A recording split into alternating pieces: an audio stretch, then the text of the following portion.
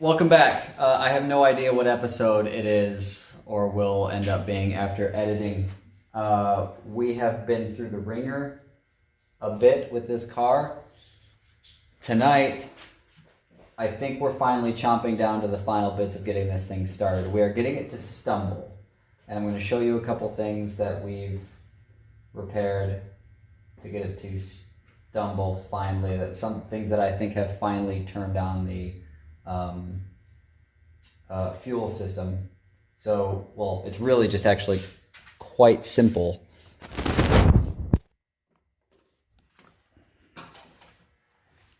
Number one, well, this is important. These two wires, supposedly, one of them goes to the computer. This car has two computers.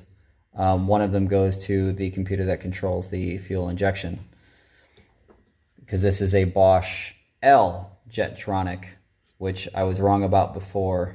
It's the L Jetronic. Two, these cars care about grounds a lot. This is a ground strap. It's just a piece of braided line running from the tappet cover bolt to a little bolty up here on the inlet. Now, this inlet requires a ground ran to it because it's actually just sitting up on rubber tubes. This thing doesn't actually hard mount to the engine in a fashion that you might think. You can kind of see, I can kind of even flex it just a little bit. You probably can't tell that in the image. But this line was not even tight up here, and then one end of it was nearly split. So I put a new connector here and got this bolt, which is quite honestly cross-threaded. Somebody was starting to put it in there crooked. I forced it straight and cross-threaded it properly tight. So hopefully, well, you know, I'm going to definitely have to take that back off, and some actual rethreading work will have to take place there. Another thing we've learned, I did kind of open this up and get this on here. Now, this is not the correct way to attach this, but it is making a connection, so temporarily, that's what we're going to do. I've learned that this coolant sensor is hugely important. If this guy isn't reading correctly, or if it's disconnected, nothing is going to happen. So, the challenges now are here. Distributor. We have checked timing.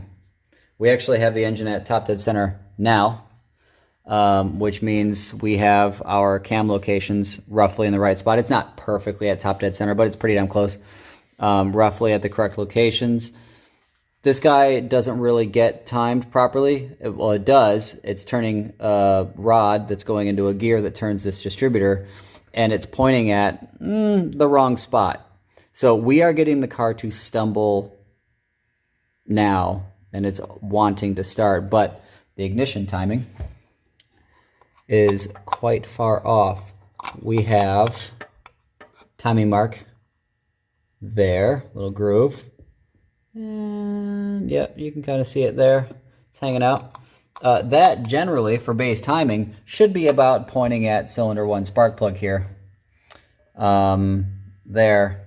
It's not. It's pointing this way. Also, when this thing's at top dead center, it should be pointing about that same location. So I think we're pretty far off time. Now, I know that when we were screwing around, I spun this a teeth or two, which is probably why it's not lining up quite with where it thinks it should be now. I do kind of suspect that if we rotated this distributor back, it would probably start, but it wouldn't be the right base timing. So I'm going to go by what all of the more knowledgeable folk on the interwebs have said, and we're going to set it right for base. Now, eventually,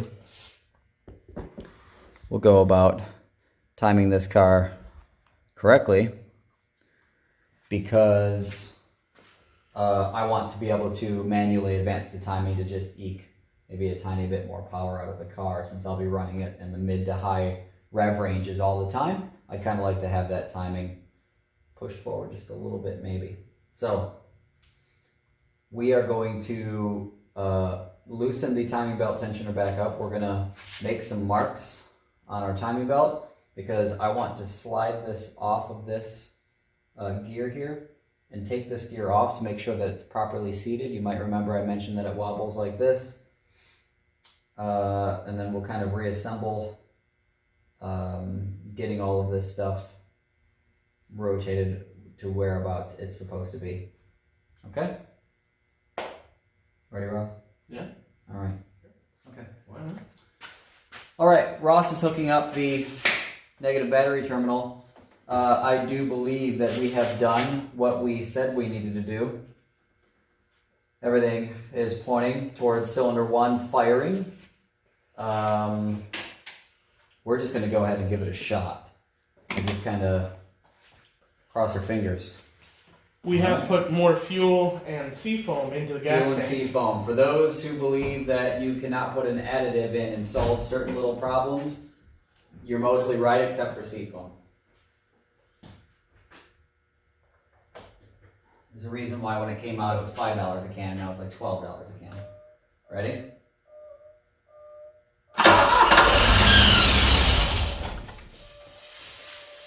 I'm going to open this door. No, not yet. Whoa, whoa, whoa. What is that? Fuel coming out of this thing. We got a bad fuel line. We got a junked up fuel line. Turn it off? Yeah, well, I'll just hold the key up. Just going to disconnect the battery. Yeah. Of course, I really don't want it to spark. Yep. It's negative. Yeah. Let me see. Let me get this on camera. That's the most action we've gotten out of this engine. It is the most. That was a pretty decent result, guys. I don't know what kind of fuel is going on, but we have definitely a blown fuel line right there. This thing's long enough, we might be able to just trim it back. It's plenty long. We can very likely, like Ross is saying, pull this off, trim it back, and hook it back up. We got some fuel bleeding out there. But guys, that was a car that started. Whether or not it was only starting on the cold start fuel supply or if injectors were firing, we're not sure. But let's fix that, Ross. Yeah. And then probably just a razor blade to cut this off because it feels very dry. And we might be replacing that line. Well, for safety's sake, we should probably replace most of the line that isn't steel, regardless.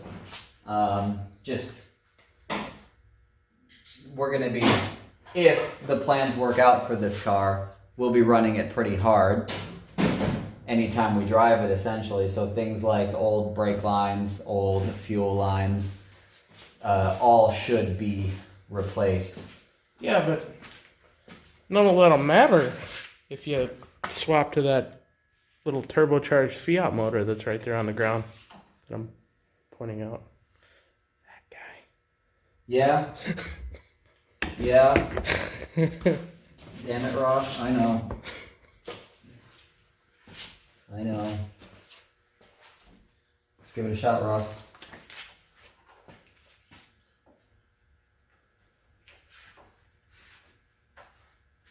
Shall we? Yep. Don't mind me standing over here. Yep.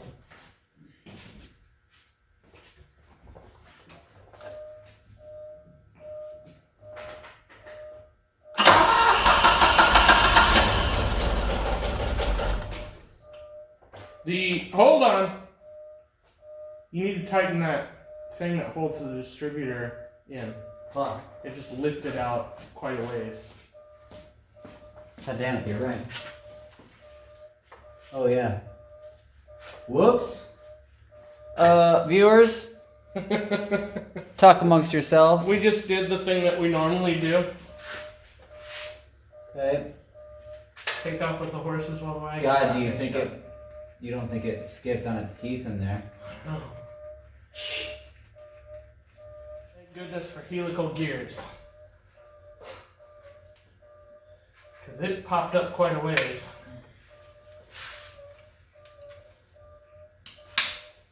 Okay. Hold that nice and tight. Yeah. Okay.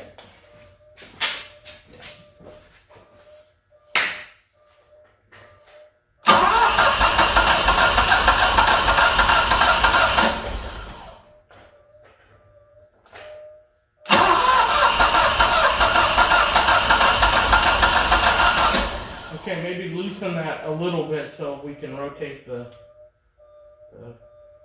Yeah, hold on. Let me do the full throttle thing.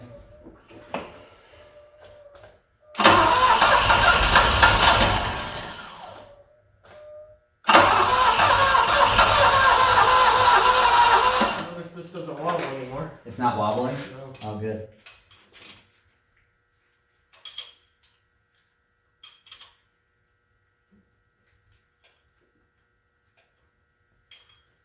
Alright. You want me to try turning it over while you... Yeah.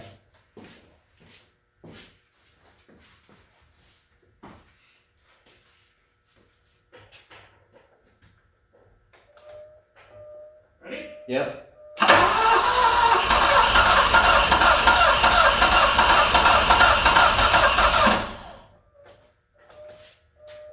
Okay, hold on.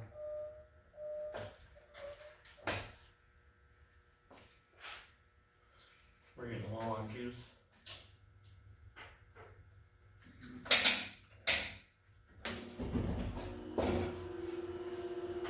Okay. Ready? Yep.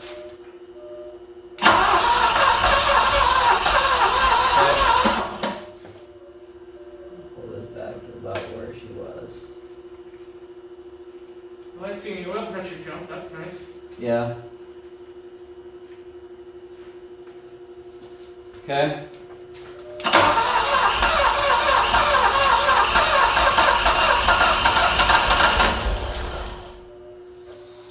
What I suspect now is we're really getting it whittled down, and I think we need to go through and check all of our injectors. We need to go through and see that all the injectors click when we feed them power, so we need to disconnect the injector, see if they click. I think when we do get it to start to fire a little bit, I think it's because of that cold start injector. But it's not getting backed up and getting actual fuel. Go ahead and try again.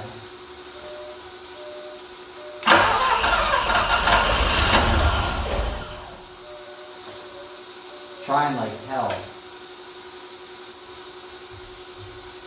There's also a paper template you can print out that you print it and cut it out, and it fits over the gears and shows you where the timing mark should be. We're going to double check that. Well, recording, for better or worse. So triple going on this. What I'm going to do is go around, check plugs.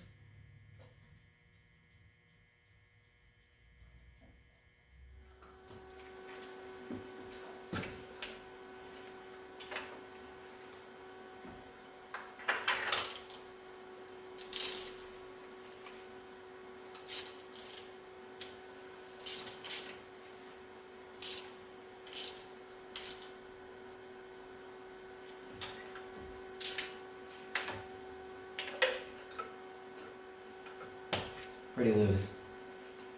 That one I had already tightened, so I kind of knew that it was going to be tight, but an issue here. Yeah, another loose one. They're going in a lot further than what they were when they were placed. I don't think enough to be losing compression. But better off tight. Not too tight, mind you. This spark plug going into an aluminum head. Cup. Cold start injector. Cold start injector in the cup. Fire engine really quick. Check cup.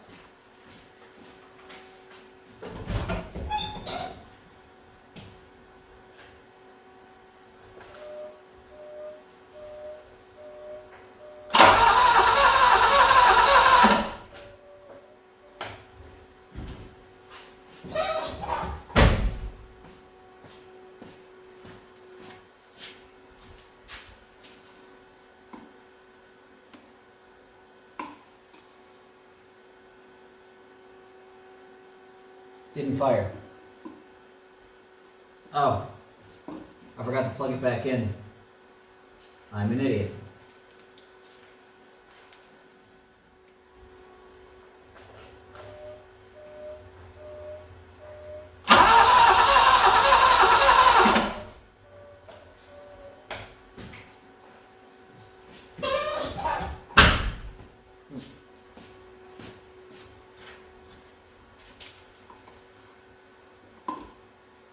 There's fuel. That is nasty fuel. It's dirty. It's dirty. But it did spray. Fuel. Kind of see it in there. It's from the cold start injector.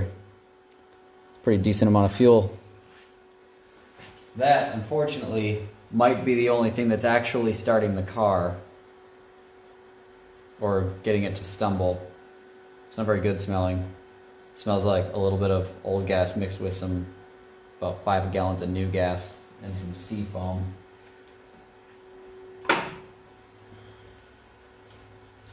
Cold start injector, functioning. Other injectors, well, maybe not so much. That's what we're after tonight. What the hell is that? Wait a second.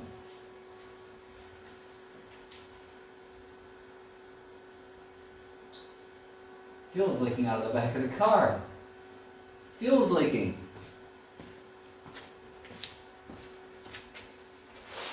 Let's do that. Okay, we've done a bunch of things.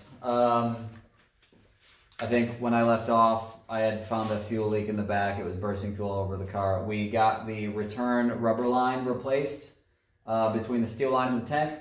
We replaced this part of the return line here with some new rubber. We then took leads around and clicked on the injectors a bunch with full 12 volts to just be kind of erratic and be a little bit abusive to them. When the ECU is opening them, they always get power, and the ECU just supplies just a fraction of a second of ground, and that's how they're signaled to open. I held them open basically for some period of time, and then basically jiggled the servos back and forth, and then the engine seemed like it was getting pretty close to start. Wanted to turn on the camera. We've screwed with the timing a little bit here. I think it should be thereabouts where it is. Our pulley that I had showed you before down there isn't wiggling anymore because the people that had reinstalled it didn't have it actually on its key. So it was wobbling like this.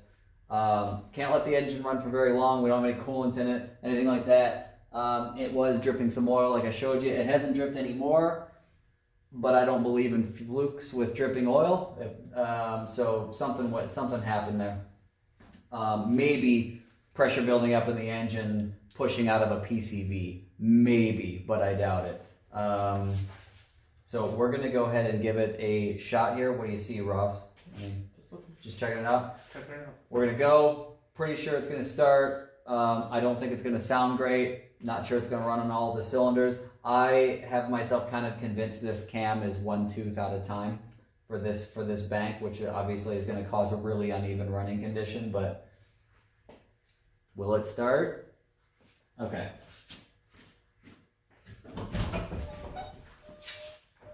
Let's stand back a bit. Stand back, Ross. Good idea. A little bit.